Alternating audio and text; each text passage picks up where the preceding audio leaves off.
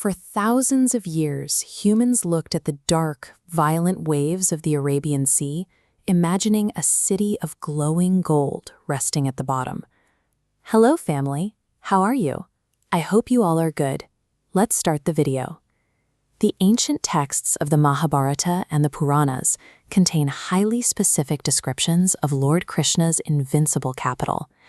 They describe a metropolis of 900 gleaming palaces built on exactly 12 yojanas, about 153 kilometers of land granted directly by the sea god, Varuna. Because these architectural accounts were so elaborate, modern historians naturally filed them away as religious fiction. They viewed Dwarka as a beautiful piece of mythology, completely detached from the physical world. That perspective held firm until 1983.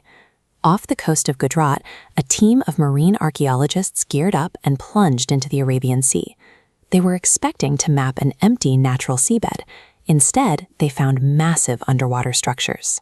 Lying on the ocean floor were 560-meter-long stone walls and anchors. The perfectly rectangular cuts, parallel lines, and precise spacing between blocks revealed a highly advanced, pre-planned urban grid, not found in nature. Those first artifacts didn't settle the debate overnight, but they did shift the conversation. For the first time, researchers had physical objects, man-made walls and anchors, that couldn't be explained away as mere stories. The man who forced the world to look at these ruins was Dr. S.R. Rao. In the 1980s, marine archaeology barely existed in India. Dr. Rao faced intense skepticism from peers and severe funding shortages, even buying food for his team out of his own pocket to pioneer the search. Because they lacked modern robotics or advanced sonar, early divers had to physically map the ocean floor. They swam down into the murky currents using manual measuring tapes and plastic clipboards to document every single stone by hand. As technology leaped forward in the early 2000s, the picture became much clearer. High-tech sonar mapping scanned thousands of square meters, while international labs ran carbon dating on the recovered artifacts. The results showed materials dating anywhere from 5,000 to a staggering 9,000 years old.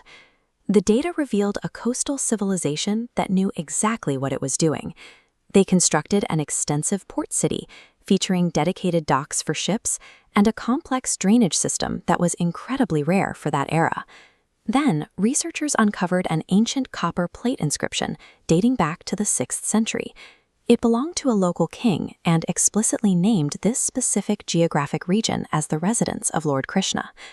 By matching these physical ruins with historical texts, researchers proved the presence of a highly organized civilization operating on the western coast of India long before the standard historical timelines would suggest.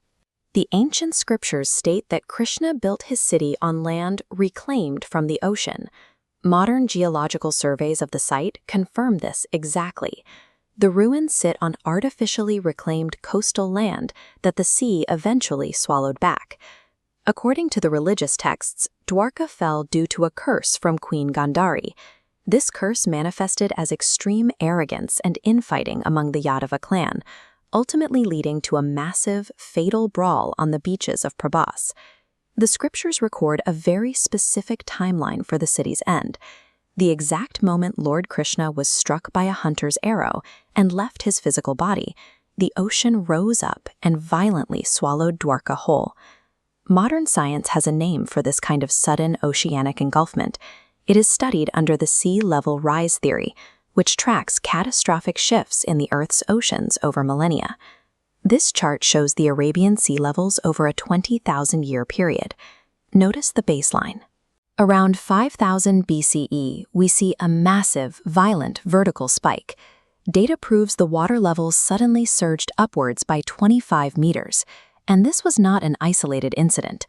Global maps show evidence of massive tsunamis hitting the Caribbean, Indonesia, and South America at the exact same time. The geological record mirrors the core of the scriptural account, a sudden cataclysmic rise in sea level that overwhelmed a coastal civilization.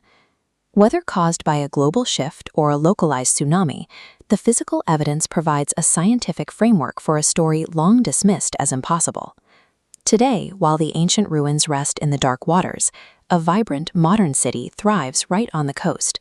Millions of pilgrims travel here every year to visit the towering Dwarka temple, keeping the memory of the original city alive above the surface. In February 2024, Prime Minister Narendra Modi strapped on scuba gear and descended into the Arabian Sea. He swam down to those ancient stone foundations to personally offer a peacock feather to the submerged ruins. It was a symbolic bridge between eras, the leader of modern India physically reaching down to the ocean floor to honor the country's most ancient submerged roots. When physical ruins appear exactly where a text described them thousands of years ago, the line between scripture and science begins to blur. The two frameworks are actually describing the same historical trauma, just through different lenses.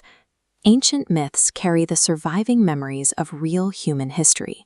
They encode massive geological shifts and ancient engineering feats into stories, preserving them for thousands of years until we finally develop the technology to find them. I hope you liked this video. If you liked it, please hit the like button below. And if you have not subscribed to the channel, then hurry up, subscribe now.